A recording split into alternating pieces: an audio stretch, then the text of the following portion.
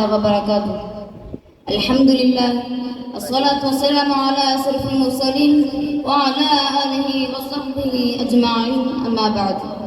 സ്നേഹാദരങ്ങൾ നിറഞ്ഞ അധ്യക്ഷൻ, അഭിവാദ്യരായ ഉസ്താദുമാരെ, സ്നേഹം നിറഞ്ഞ സഹോദരി സഹോദരന്മാരെ, ജ്ഞാന തികവിന്റെ അപങ്കുര പ്രയാണവുമായി അറിവയകുകളുടെ ആകാശം കണ്ട് ജ്ഞാന സമൃദ്ധിയുടെ മികവാർന്ന 10 വർഷം പിന്നിടുന്ന മാഹിരിയ ഫസ്റ്റ് സമ്മേളനത്തിന്റെ വേദിയിൽ ഖുർആൻ ദൈവിക അധ്യാപനം എന്ന വിഷയത്തെ കുറിച്ച് അല്പം സംസാരിക്കാൻ അവസരം നൽകിയ അല്ലാഹുവിനെ ഞാൻ ആദ്യമായി സ്തുതിക്കുന്നു.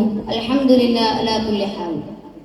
പ്രപഞ്ചത്തിലെ സകല സൃഷ്ടിജാലങ്ങളെയും ഉത്കൃഷ്ടനായി മനുഷ്യനെ പ്രതിഷ്ഠിക്കപ്പെടുന്നതിലെ സാങ്കത്യം ഇസ്ലാം പരിചയപ്പെടുത്തി തരുന്നത് അവന് സാധ്യമാകുന്ന ജ്ഞാന ബോധനങ്ങളെ അടിസ്ഥാനപ്പെടുത്തിയാണ്.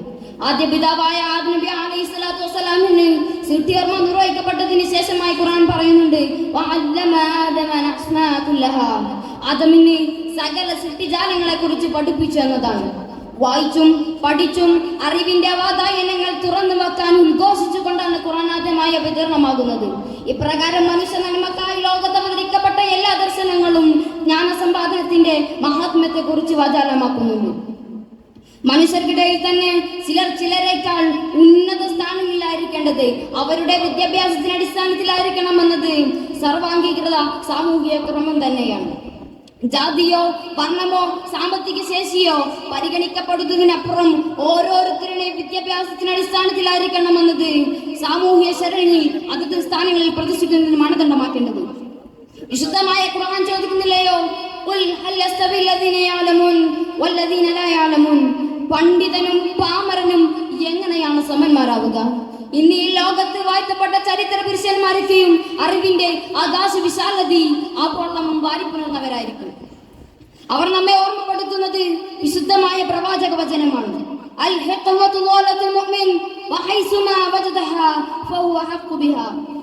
വിജ്ഞാനം ഒരു മുഅ്മിനിന്റെ വഴിയിൽ കളഞ്ഞുപോയ സ്വത്താണ്. അവനത് കണ്ടെത്തി നടത്തി അവനത് വാരിക്കൂട്ടട്ടെ. എത്ര സുന്ദരമായ വാക്യാനം! മഹാകവി ഉള്ളൂർ പാടിയതുപോലെ, കൊണ്ടുപോകലിനെ ചോരന്മാർ കൊടുക്കും തോറും നേരിടും, മേന്മ നൽകും മരിച്ചാലും വിദ്യ തന്നെ മഹാധനം. എന്റെ പ്രിയമുള്ളവരെ, ആരാധനാധിപജ്ഞാനായി കഴിയുന്ന കേവലം വിശ്വാസിയേക്കാളും അറിവ് സമ്പാദനത്തിലും അതിന്റെ പ്രചരണത്തിലുമായി സമയം ചിലവഴിക്കുന്നവന് ഏറ്റവും ഉത്തമനെന്ന ഇസ്ലാമിക അധ്യാപനം വളരെ ശ്രദ്ധേയമാണ്. കേവലം വിജ്ഞാനം കൊണ്ട് മാത്രം ഒരു വ്യക്തി വിശുദ്ധനായി എന്നതല്ല ഈ പറഞ്ഞതിന്റെ അർത്ഥം. വാസ്തവത്തിൽ വിജ്ഞാനം സ്വാർത്ഥവുമാകുന്നത് അതിന്റെ ഭൗതിക വിനിമയവും ആത്മീയ പ്രതിഫലനവും സാധ്യമാകുമ്പോഴാണ്.